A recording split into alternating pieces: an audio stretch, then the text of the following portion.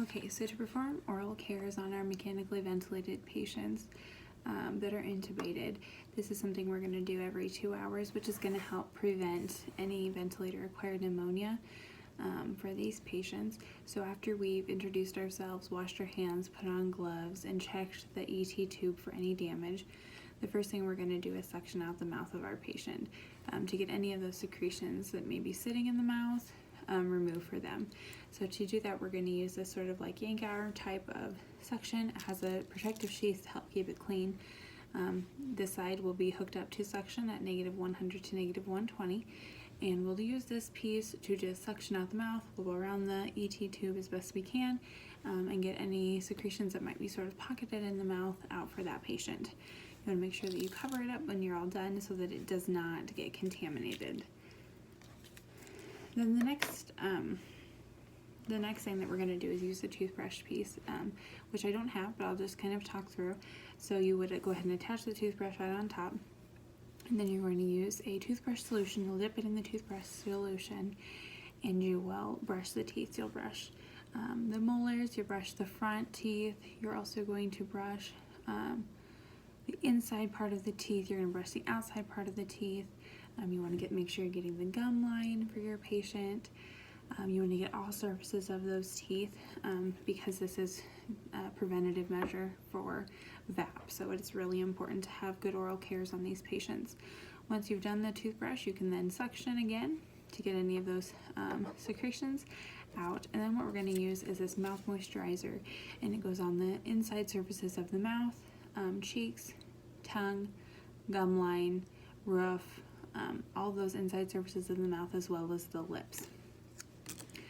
So then once you have come back after 2 hours, we're going to use this suction catheter. It's a little bit longer than the Yankauer catheter, and it's going to reach further back into that patient's throat. It's going to help get those secretions that are sitting more deeply back there that they aren't able to cough up and expectorate. So we're using this to help do that for them. So you'll be able to reach back on either side of the ET tube and get those secretions that are sitting a little bit farther back for that patient. And then after the next 2 hours, we're coming back. We're going to use this little attachment. It's very similar to the toothbrush attachment. It has this little oral debriding agent, very similar to the toothpaste agent. You'll dip that in there, and then you're going to clean the inside surfaces of the mouth. So you want to get the cheeks, you want to get the gums, the tongue, the roof of the mouth. You can go over the teeth. You want to make sure that you're just really working hard to get the inside of your patient's mouth clean. You do need to remember anytime you're doing oral cares that there is a fine line between too gentle and too rough.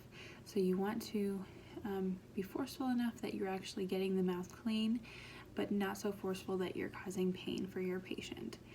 So once you have done the cleaning, you just turn on the suction using the switch, which is attached to the suction in the wall, and you can suck out any of those extra secretions that are in the mouth. Once you have finished that, you'll go back again and use the swab, and you'll use a new swab and mouth moisturizer, and again you'll moisturize the mouth, including the roof, the tongue, the cheeks, gum line, the internal surfaces of the mouth, as well as the lips, to make sure that you're keeping that moisture for your patient.